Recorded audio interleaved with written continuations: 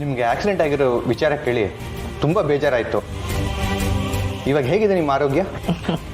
YONO ಭಗವಂತನ ದಯೆ ಸುಧಾರಿಸ್ಕೊತಾ ಇದ್ದೀನಿ. ಇವಾಗ ನಾವು ಬಂದಿರೋ ಉದ್ದೇಶ ಏನು ಅಂದರೆ ನಿಮ್ಮ ಸೊಸೆ ಟರ್ಮ್ ಇನ್ಶೂರೆನ್ಸ್ ಮಾಡಿಸಿದ್ದಾರೆ. ಅವ್ರು ಆಕ್ಸಿಡೆಂಟಲ್ಲಿ ಸರ್ ಸರ್ ಸರ್ ಜ್ಯೂಸ್. ಅಮ್ಮೋರೆ ಇವ್ರಿಗೆ ಜ್ಯೂಸ್ ತಂದಿದ್ದೀನಿ ಸರ್, ಜ್ಯೂಸ್ ತಗೊಳ್ಳಿ. ಅಮ್ಮೋರಿಗೇನು ಹೇಳಬೇಡಿ ಪ್ಲೀಸ್. ತಗೊಳ್ಳಿ.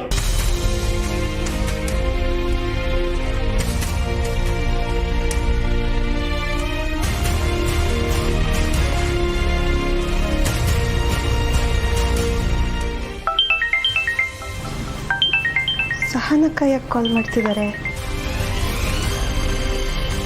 ಹಲೋ, ಹೇಳಕ್ಕ. ಸ್ನೇಹ, ಅಲ್ಲಿ ಯಾರಾದರೂ ಇನ್ಶೂರೆನ್ಸ್ ಏಜೆಂಟ್ ಬಂದವ್ರೆ ನಾವೇ? ಇನ್ಶೂರೆನ್ಸ್ ಏಜೆಂಟ್ಸಾ? ಗೊತ್ತಿಲ್ಲ ಅಕ್ಕ, ನಾನು ಅಡುಗೆ ಮನೇಲಿದ್ದೆ. ಹಾಂ ಕರೆಕ್ಟು, ಯಾರೋ ಇಬ್ಬರು ಅಮ್ಮವ್ರನ್ನ ನೋಡೋಕೆ ಬಂದಿದ್ದಾರೆ. ಯಾಕಕ್ಕ? ಅಯ್ಯೋ ಸ್ನೇಹ, ಅವ್ರನ್ನ ಬಿರ್ನೆ ಹೋಗ್ತಾ ಅಡಿಯವೇ. ಅವರು ಸ್ನೇಹ ಸತ್ತಿರೋ ವಿಚಾರನ ಅತ್ತೆಗೆ ಹೇಳ್ಬಿಡ್ತಾರೆ. ಬಿರ್ನೆ ಆಗೋ.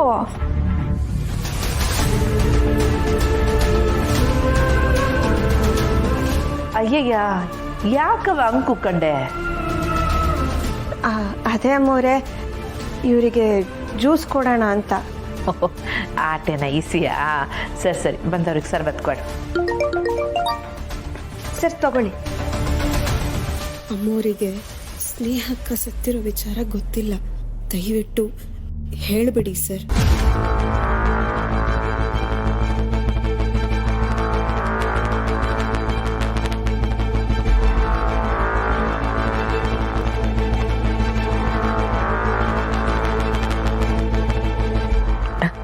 ಸನ್ಸಿ, ನೀವು ಅದೇನೋ ಇನ್ಸೂರೆನ್ಸು ಹಣ ಅಂತೆಲ್ಲ ಹೇಳ್ತಿದ್ರಿ, ಏನಿಸಿ ಹೇಳಿ. ಅದೇ ನಿಮ್ಮ ಸೊಸೆ ಇನ್ಶೂರೆನ್ಸ್ ಮಾಡಿಸಿದ್ರು. ಓ ಅದೇ, ಅಕ್ಕಂಗೆ ಆಕ್ಸಿಡೆಂಟ್ ಆದಾಗ ಖರ್ಚಿದ್ದೆಲ್ಲ ಇನ್ಶೂರೆನ್ಸ್ ಮಾಡಿಸಿದ್ರಲ್ಲ ದುಡ್ಡು, ಆ ವಿಚಾರ ಮಾತಾಡಕ್ಕೆ ಬಂದಿದ್ದೀರಾ?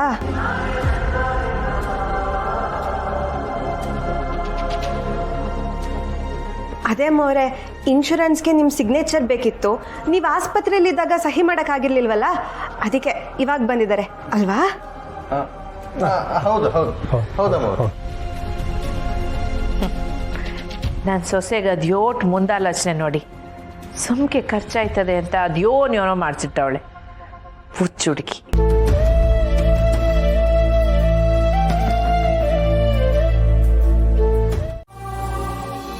ಒಂಟಿ ತಾಯಿಯಾಗಿ ಇನ್ನೇನು ಮಾಡೋಕ್ಕಾಯ್ತದೆಯೋಳು?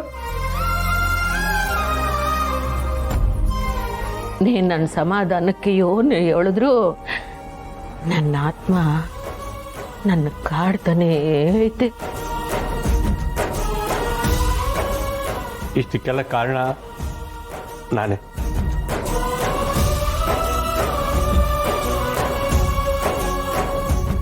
ನಾನು ಒಬ್ಬ ನೆಟ್ಟಿಗಿದ್ದಿದ್ರೆ ನನ್ನ ಹೆಣ್ಮಕ್ಳು ಎಲ್ಲರಂಗ್ ಬೆಳೆದಿರೋರು. ಹಲೋ ಮಿಸ್ಟರ್ ಗೋಪಾಲ್, ನೀವಿಲ್ಲದೆ ಇದ್ರು ನಮ್ಮವ್ವ ನಮ್ಮನ್ನ ಚೆನ್ನಾಗೇ ಬೆಳೆಸಿದಾಳೆ. ಈಗ ಹಳೆ ಮಾತೆಲ್ಲ ಯಾಕವ? ಸ್ನೇಹ ನಿನ್ನ ಹೆಸ್ರನಾಗೆ ಒಂದಿಷ್ಟು ದುಡ್ಡು ಬರಂಗೆ ಮಾಡವಳೆ. ಅದು ಸುಮಂಗ್ ಓದಕ್ಕೆ, ಅವಳ ಮದುವೆಗೆಲ್ಲ ಸಹಾಯ ಆಯ್ತದೆ.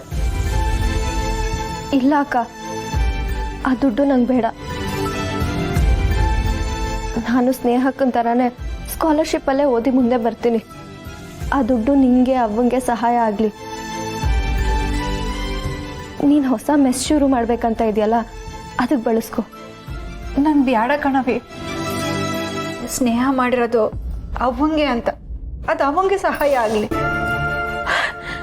ನನ್ನ ಮಗಳು ನಡೆದ ದಾರಿನಾಗೆ ನಾವು ನಡೆದ್ರೆ ಅದೇ ನನಗೆ ಸಮಾಧಾನ. ನನಗೆ ಅವಳು ದುಡ್ಡು ಬೇಡ ಕಣವಿ. ನಿಮ್ಮನ್ನೆಲ್ಲ ನೋಡ್ತಾ ಇದ್ರೆ ನನಗೆ ತುಂಬಾನೇ ಹೆಮ್ಮೆ ಅನ್ನಿಸ್ತಾ ಇದೆ. ಇನ್ ಕಾಲದಲ್ಲಿ ದುಡ್ಡು ಬಂದ್ರೆ ನಂದು ತಮ್ದು ಅಂತ ಕಿತ್ತಾಡೋರೇ ಹೆಚ್ಚು. ಅಂಥದ್ರಲ್ಲಿ ನೀವು ಬಂದಿರೋ ದುಡ್ಡನ್ನ ತಿರಸ್ಕಾರ ಮಾಡ್ತಿದ್ದೀರಾ.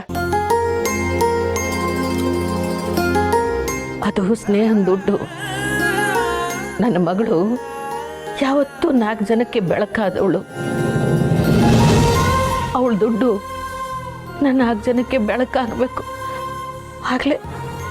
ಆಗಲೇ ನಂಗೆ ಸಮಾಧಾನ.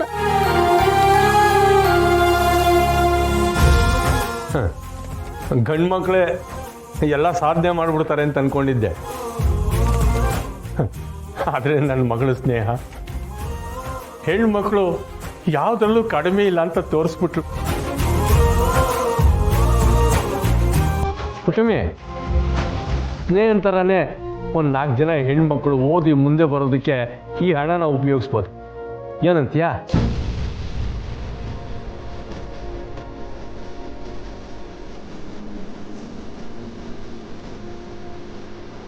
ಸರಿಯಾಗಿ ಹೇಳಿದ್ರಿ ಮಿಸ್ಟರ್ ಗೋಪಾಲ್.